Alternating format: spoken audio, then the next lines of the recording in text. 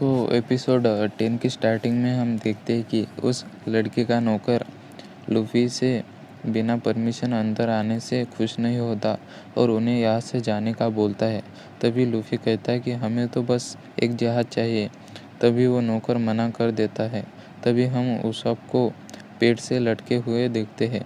तभी वो उसप को आवाज़ देता है और कहने लगता है कि मैंने तुम्हारे बारे में बहुत सुना है। मैंने तुम्हारी कहानियों के बारे में भी बहुत सुना है। तभी उसप बोलता है कि तुम भी मुझे कैप्टन उसप बोल सकते हो। तभी वो नौकर बोलता है कि मैंने तुम्हारे पिता के बारे में भी बहुत सुना है। तभी हम उस नौकर का असली रंग देखते हैं, जो कि सिर्फ उसप की बेइज्जती करना चाहता है। वो बोलता है कि तुम एक डरपोक पायरेट के बेटे हो।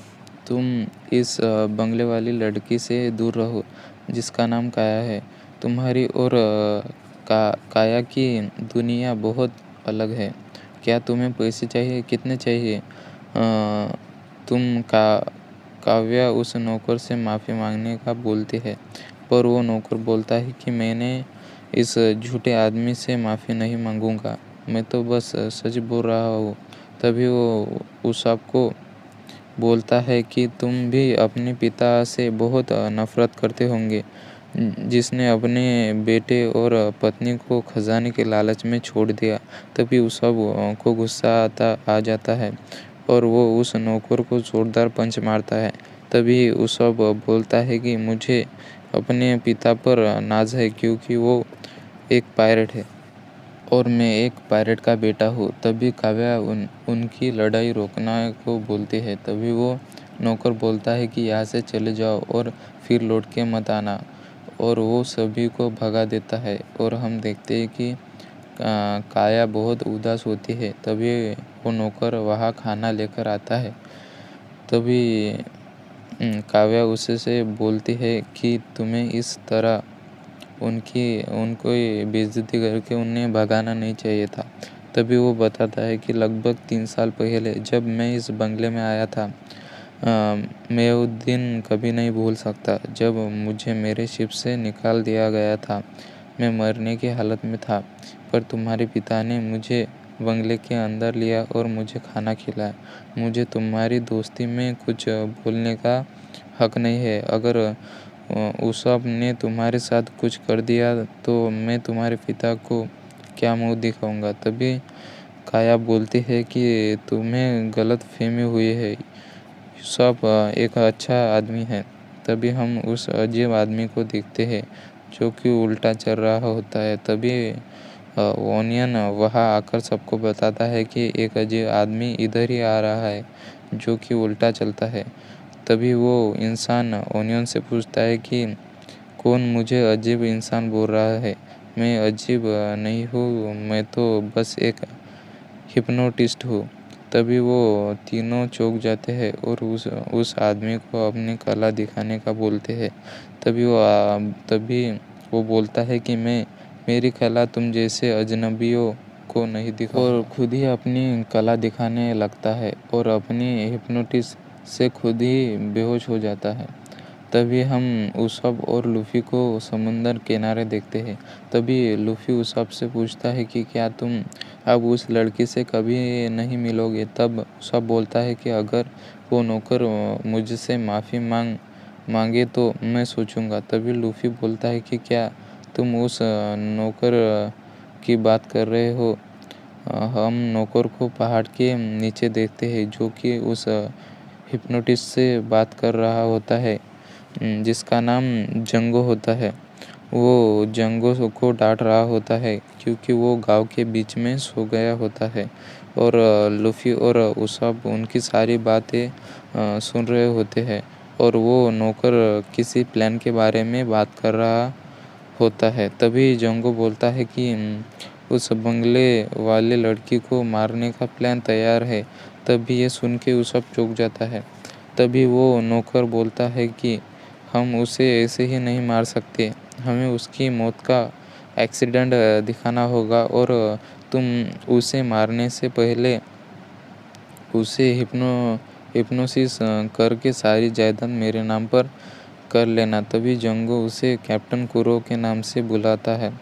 वो बोलता है कि 3 साल पहले तुमने अपनी मौत की झूठी अफवाह फैला दी थी, तभी से इस प्लान की तैयारी चल रही है।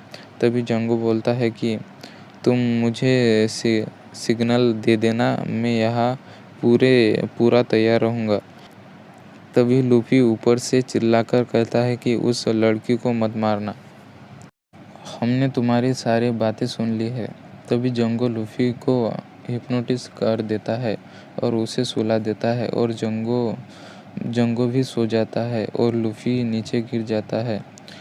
तभी जंगो बोलता है कि उस दूसरे का क्या करना है। तभी कुरो उसे से कहता है कि उस से कुछ नहीं होगा। तुम कल दोपहर में गांव पर हमला कर देना और सारे गांव को लूट लेना और काव्या को मार के उसे एक्सीडेंट की तरह दिखाना।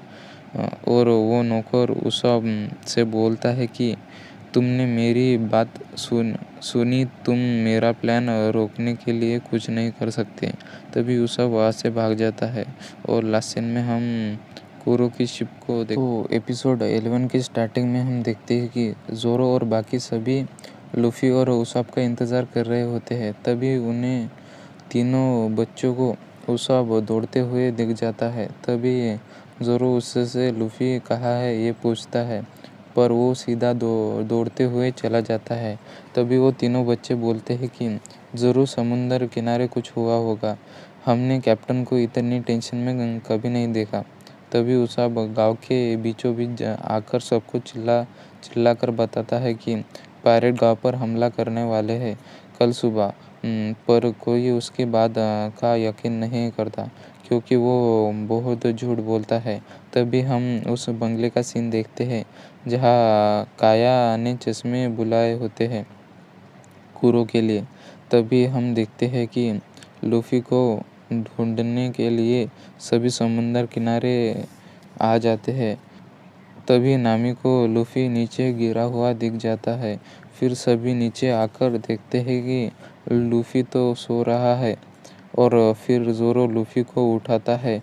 फिर हम देखते हैं कि उसाब उस बंगले में आ गया होता है। तभी वो काया को बताता है कि तुम यहाँ से भाग जाओ वरना वो तुम्हें मार देंगे। और ये सुन के काया हैरान हो जाती है। तभी उसाब बोलता है कि तुम्हें बेवकूफ़ बनाया गया है, तुम्हारा नौकर असल में एक पायरेट है जो कि तुम्हारे पैसे के पीछे है। तभी काया बोलती है कि ये किस तरह का मजाक है उसाब। तभी उसाब बोलता है कि ये कोई मजाक नहीं है, ये मैंने मेरे कानों से सुना है। वो तुम्हारा नौकर होने का नाटक कर रहा है ताकि तुम्हारा सारा पैसा और संपत्ति को वो ले सके। वो अपने साथी लेके कल तुम पे हमला करने वाला है। पर काया उस पे यकीन नहीं करती, उसे लगता है कि वो सब झूठ बोल रहा है। और यहाँ हम देखते हैं कि लूफी ने सभी को बता दिया होता है कि कल गांव पर हमला होने वाला है और वो काया को भी मारने वाले हैं। तभी जोरो बोलता है कि तो तुम सो क्यों रहे थे। तभी लूफी बोलता है कि मुझे लगा मैं पहाड़ के ऊपर ही सो रहा हूँ। और यहाँ हम देखते हैं कि पिस्तौल लेकर काया का दूसरा नौकर आया होता है, जो बोलता है कि काया से दूर हो जाओ। तभी वो सब काया से बोलता है कि मुझ पे यकीन करो, हमें यहाँ से भागना होगा इससे पहले कि वो बुरा नौकर आ जाए। तभी काया उसे ज़ोरदार लाफा मार देती है और बोलते हैं कि तुम बकवास इंसान हो।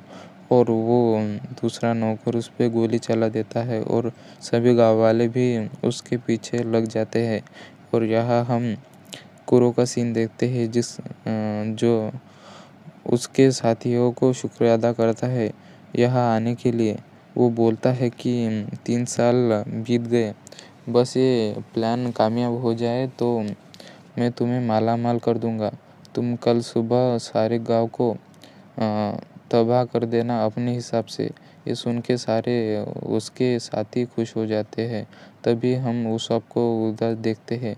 तभी वहाँ वो तीनों बच्चे और लूफी, जोरो और नामी आते हैं। तभी उसोब लूफी को जिंदा देख के चूक जाता है। तभी ओनियन बोलता है कि चलो सभी को बता देते हैं कि कल पायरेट का हमला होने वाला है। पर उसोब हंसने लगता है और बोलता है कि मैं तो हमेशा की तरह झूठ बोल रहा था। उस नौकर ने मुझे गुस्सा दिला दिया था, तो मैंने तय किया कि उसे पायरेट बना दूँ। तभी वो सभी हंसने लगते हैं और फिर वो तीनों बच्चे घर चले जाते हैं और हम रात का सीन देखते हैं, जहाँ नामी उसकी मलहम पट्टी करती है।